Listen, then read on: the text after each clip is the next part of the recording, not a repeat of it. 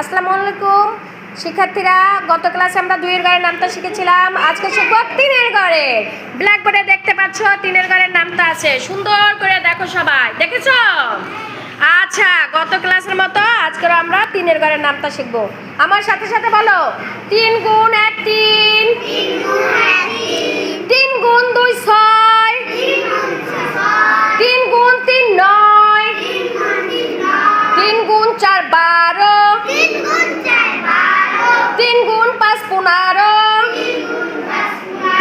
3 গুণ 6 18, 3 গুণ 7 21, 3 গুণ 8 24, 3 গুণ 9 27, 3 গুণ 10 30।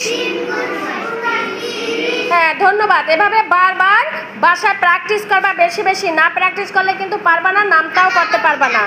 ঠিক আছে? ধন্যবাদ সবাইকে। সবাই ভালো থাকো, সুস্থ থাকো, সুন্দর থাকো। সবার জন্য শুভকামনা। আল্লাহ হাফেজ।